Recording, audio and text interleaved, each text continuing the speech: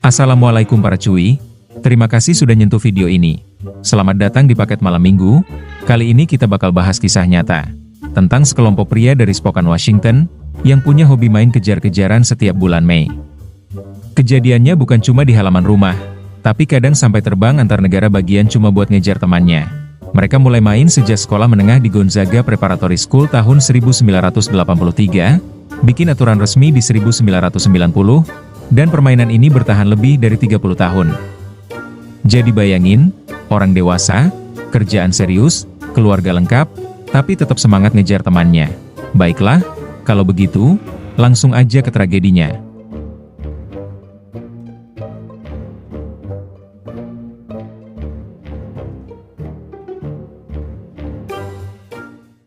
Cerita dimulai dengan pria bernama Hoagie. Ia sedang melakukan wawancara kerja di sebuah kantor. Ia melamar sebagai petugas kebersihan, tapi yang bikin HRD bingung, Hoagie punya gelar doktor. HRD bertanya, "Ini serius mau kerja di sini?" Dengan tenang, Hoagie menjawab, "Iya dung." Tanpa kipir lama, si HRD langsung menerimanya, dan Hoagie bisa langsung bekerja hari ini. Mantap benar.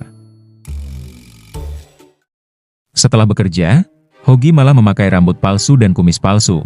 Ia nampaknya memperhatikan seseorang. Yang ternyata, dia sedang memperhatikan Bob. Dia adalah CEO di perusahaan ini, yang berarti Bob adalah atasannya. Bob, ia ingin melakukan wawancara dengan wartawan The Wall Street yang sedang menunggunya. Saat wawancara berlangsung, Hoagie masuk, ia akan melakukan pekerjaannya, tapi malah ini yang dia lakukan. Insurance companies. We are, and yet also simple.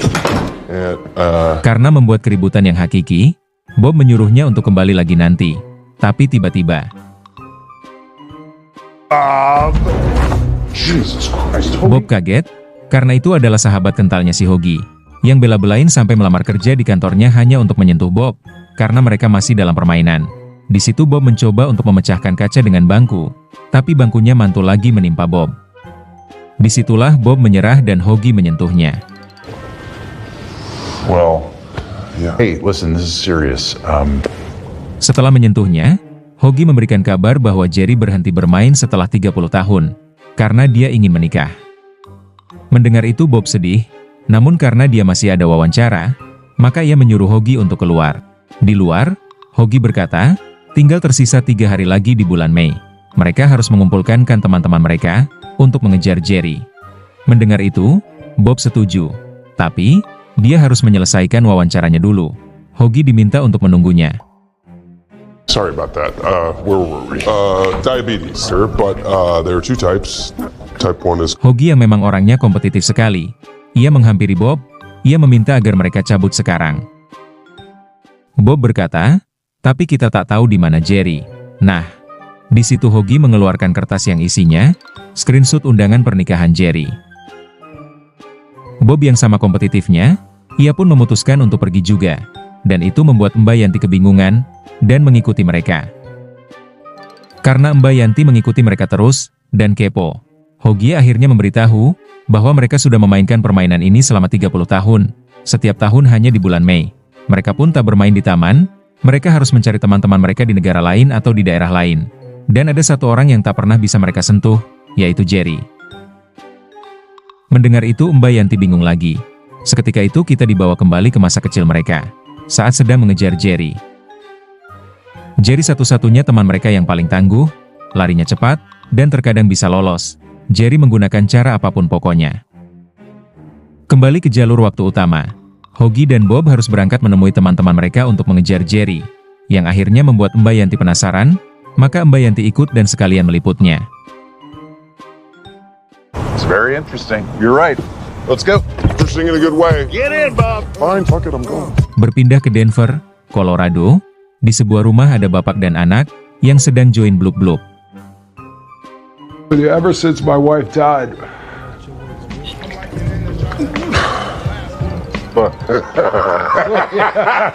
Lalu tak lama, ada yang datang, yang dibuka oleh sang pria, dan ternyata itu adalah seorang perempuan bernama Anna. Si pria yang biasa dipanggil Chili ini, Tahu itu Ana siapa? Ana pun pasti tak sendiri ke sini. Dan setelah itu ini yang terjadi.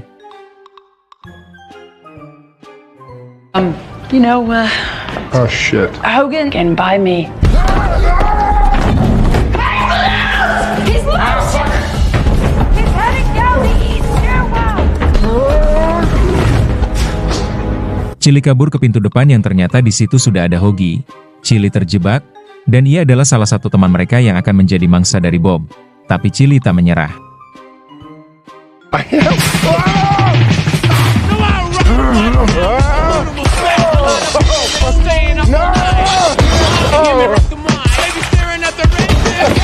Jesus, Chili, that's trash!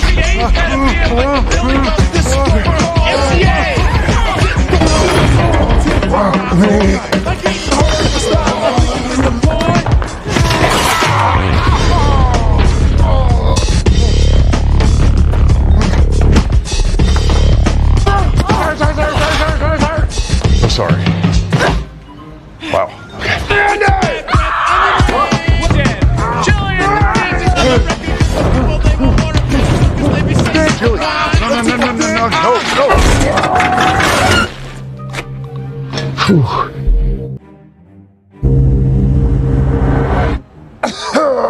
Sampai akhirnya pelarian Chili berhenti, karena ia ditubruk oleh Bob. Yeah, what's that?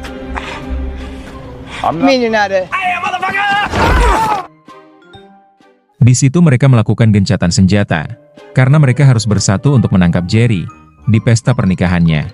Dan tak lama kemudian Ana pun datang dengan sangat antusias. Ia berkata mereka harus mengejar Sable. This is the airport, so grab a bag, grab a toothbrush, I'm whatever. good. Go get Sable now. Who is Sable?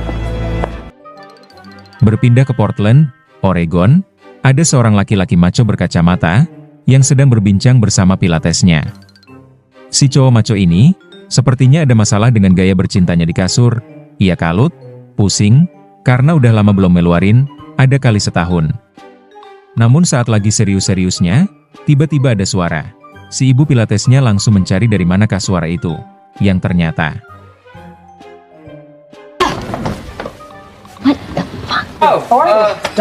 Weird that you're there. Hoagie, Bob dan Chili bersembunyi di situ, dan mereka akhirnya bertemu. Dan si pria ini adalah Sable. Yeah, we came to get you, so come on. Say, come on. Okay, you'll still owe me for this hour. Thanks, doctor. When I was young, I'm not a kid anymore. But some days, but now the year is 87, 80, and 7th grade. I hated school. Listen and telling about when girls were spelling Tootsie Pops and it don't Setelah menjemput Sable, mereka berenam pulang ke kampung halaman mereka di Spokane, Washington, untuk mengenang masa lalu dan pergi ke rumah Hoagie di mana itu menjadi mabes mereka selama ini. Sambil minum bir, mereka menyetel musik, dan Chili ternyata mempunyai kuncian, yaitu bayam kering, dan ia akan menghirupnya bersama Hoagie. This is exactly how it. Tapi naas, emaknya Hoagie keburu datang, membawakan pizza untuk mereka semua. Lalu, Hoagie dan Ana bertanya, apakah ibu tahu di mana keberadaan Jerry? Di situ ibunya mengatakan, coba kalian cari di Sandpiper, dan tanyakan kepada Lou, di mana keberadaan Jerry. Singkat cerita mereka sudah di Sandpiper, dan bertemu Lou, teman lama mereka. Tanpa basa-basi, mereka langsung bertanya keberadaan Jerry. Tapi Lou tak mau memberitahu keberadaan Jerry, karena Jerry menjanjikan, kalau tak memberitahu mereka, dia bisa menggantikan Jerry dalam permainan ini, karena dia terobsesi sekali. Mereka pun jadi kesal, dan meninggalkan Lou. Tapi Chili dan Bob masih mengilik informasi, Bob yang ingin membayar. Namun Lou tetap batu tak mau memberikan informasinya. Putar otak, Bob langsung memperkenalkan Mbak Yanti. Ia adalah seorang wartawan, dan ia akan meliput ini semua dan memuatnya di koran. Kalau Lou memberikan informasi di mana Jerry, kemungkinan Lou bakal ada di koran. Yang akhirnya, Lou luluh, karena ia pasti keren dan akan terkenal. Maka ia memberitahu mereka. Jerry akan mengadakan latihan pernikahan di Deer Creek. Dalam perjalanan sebelum sampai, Ana menelpon calon istri Jerry. Ia berpura-pura menjadi karyawan Deer Creek. Ia berkata bahwa semuanya dibatalkan. Jerry diminta menemui mereka di Deer Creek karena mereka akan mengembalikan uangnya.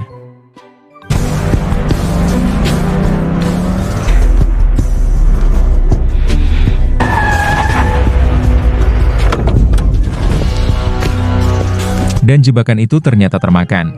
Mereka semua sudah bersiap menantikan kedatangan sang legenda, bukan Supra, yaitu Jerry. Jerry masuk sendirian. Awalnya dia tidak curiga, tapi instingnya mengatakan bahwa dia sudah dijebak, dan akhirnya Callahan approaches from the left. No hair. Mental note. He dives at me in a pussy-like fashion. Poor planning. Poor execution. Piece of cake. Sable blocks it.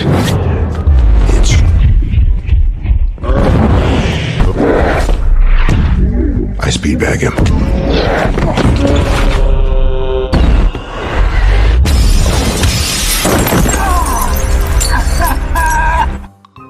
Buset, licin bener si Jerry. Dihantam kanan-kiri, meleset semua.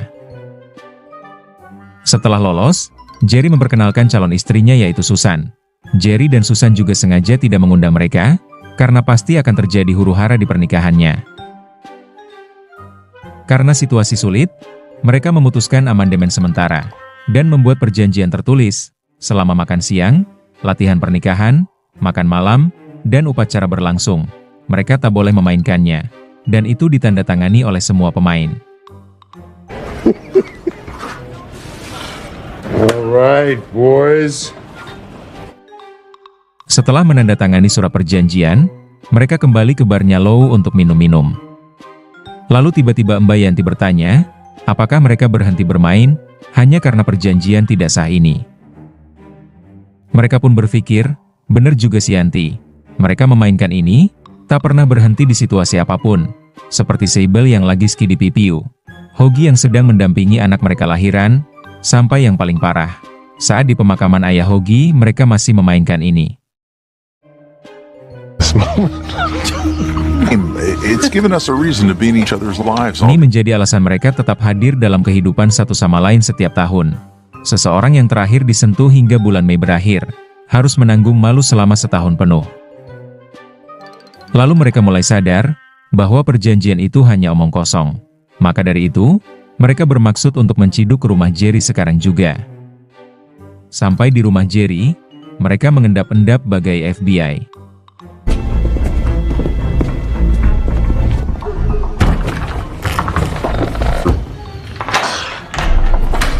Begitu masuk, mereka mendapatkan surat dari Jerry, yang sengaja ditulisnya, bahwa ia tak ada di rumah. Ia sudah tahu bahwa konco-komco kentalnya pasti akan menciduknya. Mereka terus maju, dan berpencar, Hoagie dan Bob naik ke atas, ke kamar Jerry. Namun yang mereka tak tahu, Jerry sudah memasang sensor di sana. Sementara Chili, menggasak makanan dan bir di kulkas, dan Sable bersama Mbak Yanti, mereka menemukan ruang kerja Jerry, yang isinya beberapa barang penyamaran, dan beberapa obat bius. Sedangkan Hoagie dan Bob masuk ke sebuah kamar, yang tiba-tiba TV keluar dan menyala. Lalu Hoagie ditelepon oleh Jerry. Mereka semua dapat menontonnya, dan Jerry ternyata sedang di rumah Hoagie, tepatnya di kamarnya. Di situ Jerry tahu kelemahan Hoagie, sambil memegang boneka kesayangan Hoagie. Lalu ia cerotkan body lotion. What's happening here? Gary. It's the ultimate act of dominance. Jelas itu membuat Hoagie marah, karena pasti ibunya mengira itu cerotan dari kobra albino miliknya. Hoagie yang emosi, buru-buru pulang untuk mengejar Jerry. Go, go, go, go! Start the... Everybody put their seatbelts on. Go, go, go, go! Nice and smooth, Mr. Stubbies. This isn't... Okay, so put him down! Mereka semua sudah sampai di rumah, dan ini yang membuat mereka terkejut.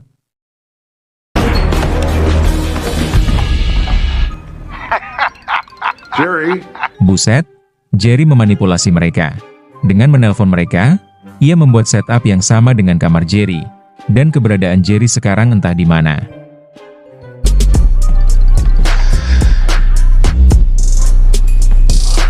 Setelah dikerjain abis-abisan oleh Jerry, Mbak Yanti mulai mewawancarai mereka satu persatu.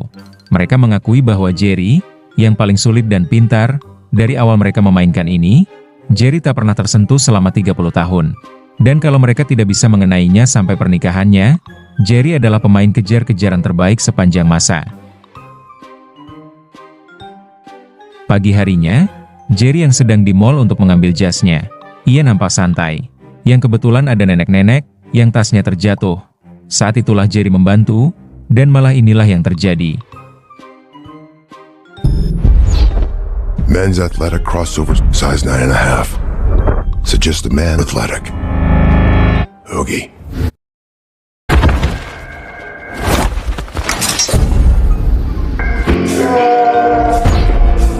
Position.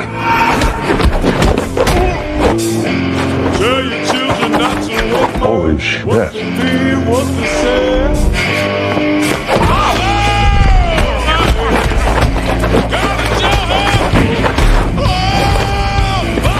Hoagie dipukuli dengan tega. Hoagie tak tahu aja bahwa Jerry sekarang adalah pelatih bela diri. Sampai akhirnya Hoagie berhasil dilumpuhkan.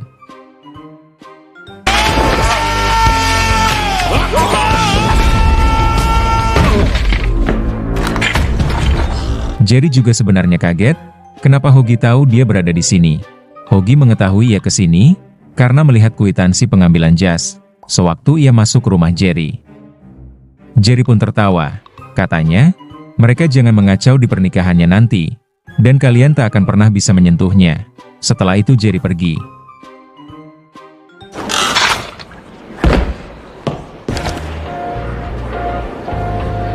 Jerry. Keesokan harinya, saat sedang latihan pernikahan, mereka menyusun rencana kembali. Pokoknya, setelah selesai acara ini, mereka harus menyergap, menciduk, dan memperteli keangkuhan dari si Jerry yang madepaker itu. Lalu Hoagie pergi berpencar bersama Anna, yang kebetulan calon istri Jerry, menghampiri mereka. Mereka bertiga langsung meminta maaf atas kelakuan mereka malam kemarin. Susan menanggapi dengan santai, ia berkata malam itu tidak masalah karena bukan malam puncak. Ia meminta, nanti sewaktu pernikahan yang sebenarnya, mereka diharap untuk hikmat, karena ia sedang hamil. It's amazing. Do something fun, okay? I don't believe a word she fucking says. She's this is Colonel Sanders and her uncle. Yang tak lama, datanglah seorang wanita bernama Cheryl, yang sengaja diundang oleh Jerry, dan itu dilihat oleh Chili dan Bob. Cheryl Deakins. You know she was coming, Bob? Great. Yeah, she always does. Sedikit tentang Cheryl ini, mereka mengenalnya semenjak SD. Kehadiran Cheryl menyebabkan ketegangan di kelompok mereka. Karena ia adalah gadis yang pertama disukai oleh Bob dan Chili. Ketika kecil Cheryl menyukai Chili, membuat Bob galau, tapi di tahun yang sama Cheryl malah menyukai Bob. Itu membuat sesak di dada Chili. Tapi dia selalu punya tempat untuk Chili, tak ada untuk Bob. Namun Cheryl malah memutuskan untuk menikah dengan orang lain. Itu membuat Bob dan Chili patah hati. No, I feel free now. I thank you, girl, girl, girl, girl, girl, girl. Kita ke Chili dan Bob yang lagi berdiskusi. Bob menyuruh Chili untuk mendekati Cheryl, karena Cheryl sepertinya masih menyukai Chili. Dipikir-pikir, kayaknya boleh juga. Chili langsung menghampiri Cheryl yang datang sendirian. Cheryl Deakins. Chili Giuliano. Faint smell of sativa and Old Spice anywhere. Saat mereka bertemu, mereka bertegur sapa, selayaknya bertemu mantan. Mulai keluar pertanyaan basa-basi, sampai Chili menggiring pertanyaan, bagaimana kabar dari suami Cheryl? Cheryl menjawab, dia sudah single mom, suaminya meninggal, karena sebuah kecelakaan. Itu membuat Chili bersemangat, kayaknya bisa nih. Dari jauh, mereka semua melihat Chili merayu Cheryl. Dan sebagaimana sahabat pada umumnya, Bob dibully, dibilang kobra albinonya kecil, sampai ganteng doang jemput cewek di panggang. Kembali ke Chili, ia sudah mendapatkan nomor Cheryl. Setelah itu Cheryl pamit ke toilet karena kebelet. Namun yang tak disangka, Bob melakukan pergerakan, bagaikan serigala berbulu domba, sepatu dari pisang dan jambu. Ia mendekati Cheryl, lalu basa-basi sebentar, barulah membungkus Cheryl. Probably in the men's room. Oh. I have matured. Have you? Really? Right after we have it.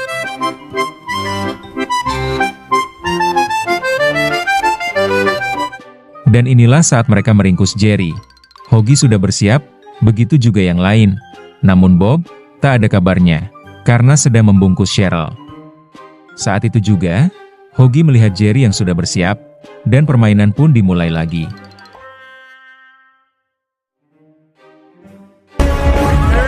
Hey, thanks for coming. Appreciate it. Come and get it, bitches! Let's go!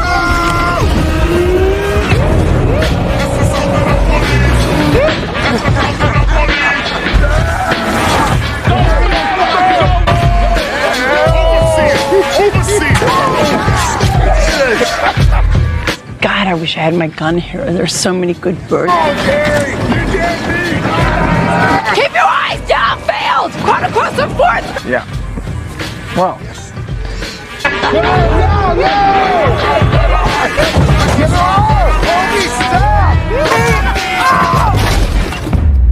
Setelah mereka menubruk batang pohon, mereka semua sempat pingsan dan kehilangan jejak Jerry. Di sini, tanpa menyerah, mereka semua maju untuk mencari si Jerry yang menyusahkan mereka dari 30 tahun yang lalu. Mereka tidak tahu bahwa Jerry sudah memasang perangkap untuk mereka dan akan mempermainkan mereka dulu. Jerry tiba-tiba menjadi banyak dan di mana-mana. How's he doing this? All right, Jerry, stop!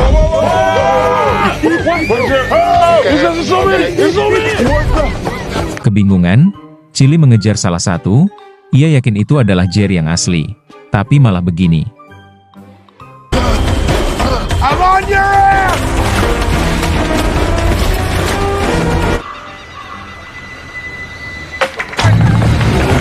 Oh, shit!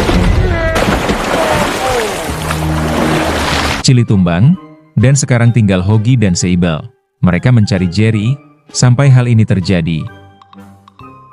Need you to buck up, Sable. Yeah. Come on. You smell that? You smell it?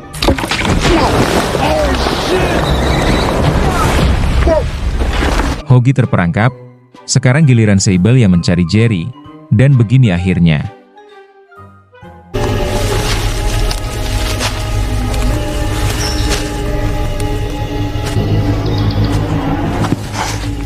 I see you, fucker. You're it. Estás muerto.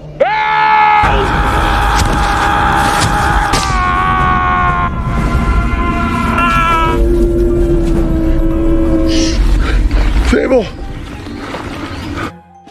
Setelah mereka dikerjai abis-abisan oleh Jerry, mobil mereka juga diambil. Mereka memutuskan untuk menyusun rencana kembali, tapi sebelumnya mereka ke Sandpiper dulu. Baru sampai, tiba-tiba Bob kembali. Dari acara bungkus-membungkusnya, dia langsung meminta maaf, tapi Bob mempunyai informasi. Jerry mempunyai tempat fitness, dan mereka bisa mencarinya ke situ. Semua setuju, tapi gara-gara tadi dadanya dihantam kayu, lututnya sakit, Chili ingin istirahat sebentar di bar, nanti ia menyusul. Namun, bener-bener sosis bakar. Chili malah ketemu Cheryl, yang abis dibungkus, terus dibungkus lagi. Kacau. Kita ke Hoagie dan kawan-kawan yang sudah sampai di tempat gym milik Jerry, yang di situ dijaga oleh seorang admin yang bernama Dave. Tanpa basa-basi, Bob menawarkan $500 agar bisa membantunya. Di sini Dave malah berpikir bahwa ia dibayar untuk menghisap tabung kimia milik Bob. Jelas ia tak mau. Mendengar itu, Bob menjelaskan, dia cuma mau tahu di mana keberadaan Jerry, bukan ingin dihisap tabung kimia miliknya.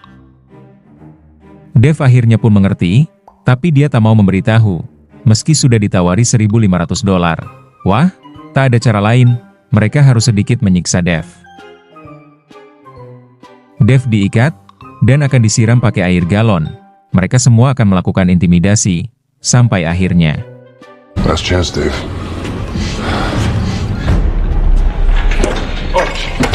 We need to know you're going over the edge with. All right, are you ready? I hope you can hold your breath. Yeah, you know, we should not. Yah, nggak jadi. karena mereka juga nggak enak sama Dev. Namun akhirnya Dev ingin memberitahu di mana keberadaan Jerry, tapi ia mau dibayar seharga $2.000. Idih, kenapa nggak dari tadi? Ia memberitahu, Jerry sedang melakukan rehabilitasi alkohol.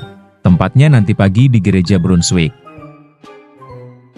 Singkatnya mereka sudah di bar, untuk mempersiapkan penyergapan besok, dan di situ, Chili ketangkap kering, sedang berdua dengan Cheryl.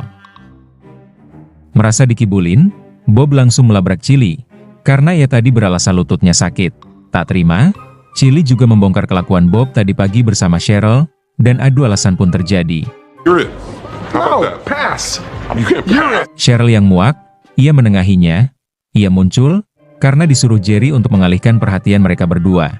Tapi dia senang sudah bertemu mereka, lalu dia pergi. Pagi harinya, mereka mulai operasi menciduk Jerry.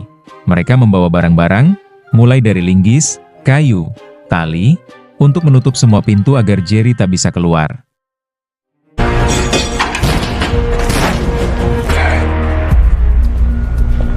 Sementara di dalam, Jerry yang ternyata pencandu alkohol berat, disuruh membagikan pengalamannya. Tapi baru juga intro, malah ini yang terjadi.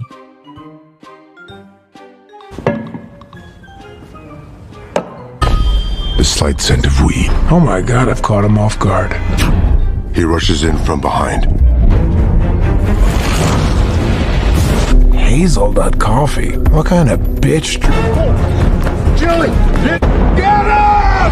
I'm going to trap him. Not gonna work. Also, I think it's fair to say print journalism is dying.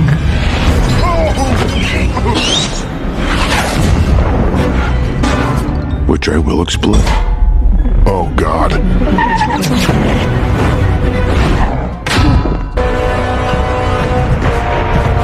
How come bi-weekly means both twice a week? That's mad confusing and just linguistic.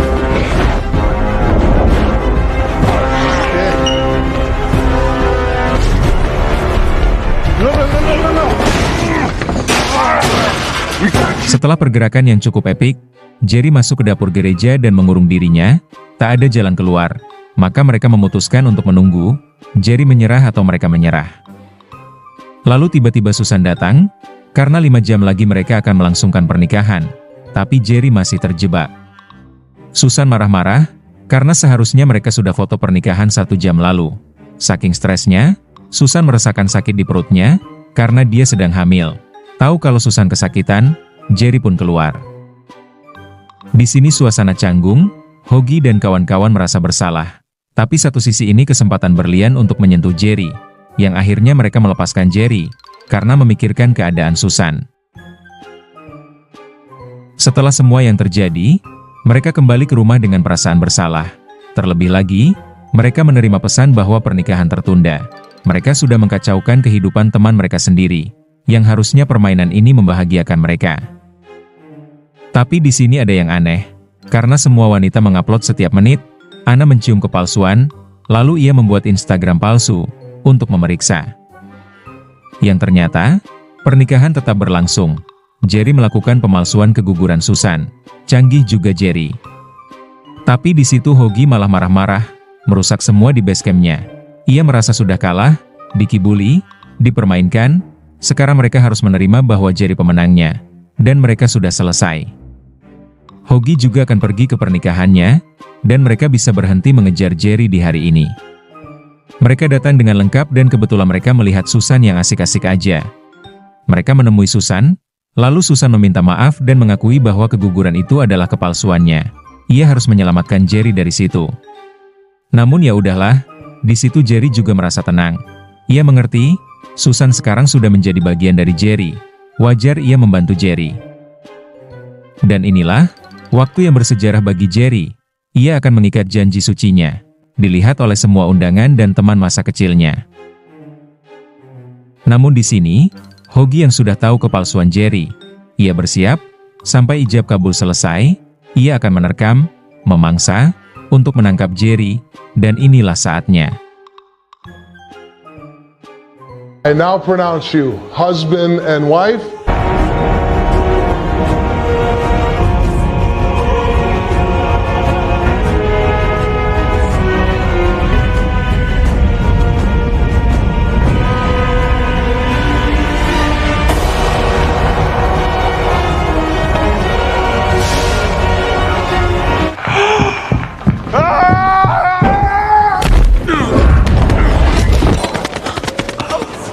Hoagie! Go. Hoagie menubrukkan diri, tapi nggak kena.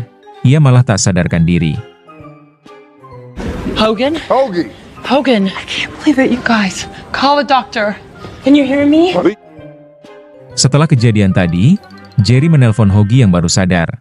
Mengetahui Hoagie ternyata mempunyai tumor hati. Jerry berpikir itu bohong, namun semua ini bukan akal-akalan Hoagie, ia benar-benar terkena tumor. Dan tahun depan, dia sudah tak ikut permainan ini lagi. Pahit untuknya, dan teman-temannya, tapi semua ini harus dilakukan agar ia tetap hidup. Lalu tiba-tiba Jerry mematikan telepon, yang ternyata dia sudah berada di rumah sakit bersama Susan, meninggalkan acara pernikahannya. Saat ini, mereka semua mengerti, arti dari permainan ini, bahwa ini bukan tentang mencoba menjauh dari satu sama lain, melainkan, mereka jadi memiliki alasan untuk dekat satu sama lain. Dan akhirnya Hoagie meminta Jerry untuk mendekat agar bisa disentuh. Awalnya nggak mau, tapi ini yang terjadi. I've been so attached, I suppose. Let us deflower you. Be gentle. Can't.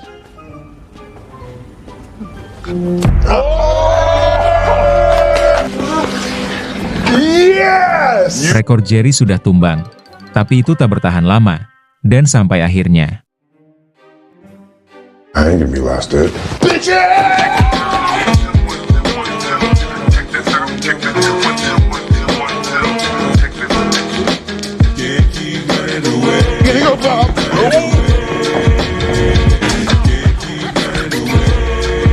A big mistake. Over sucker, I sit in the back of the school eating chicken. I wasn't scared, just real nervous and unprepared. What are your ethics, buddy? Troy? Yeah. It's 1990 until the day that I die. I still will. I'm a celebrity.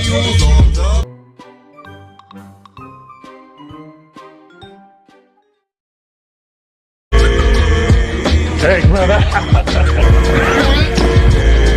Now you're dead, huh?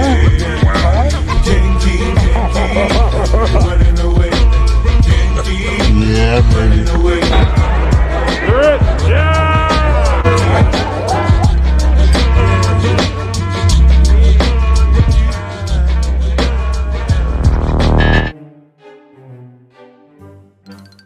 Dan itulah kisah super gila yang bertahan lebih dari 30 tahun. Kisah ini ngajarin kita satu hal penting. Pertemanan sejati itu gak kenal usia, jarak, atau kesibukan. Kadang hal paling sederhana, kayak main kejar-kejaran, bisa bikin ikatan lebih kuat daripada ribuan chat WhatsApp atau like di sosial media. Dan sampai di sini dulu perjumpaan kita. Saya pamit, dan kalau kalian suka sama filmnya, jangan lupa like, komen, subscribe, dan share ke teman yang kentutnya udah gak bisa ditoleransi secara sosial. Wassalamualaikum, sampai ketemu di minggu depan.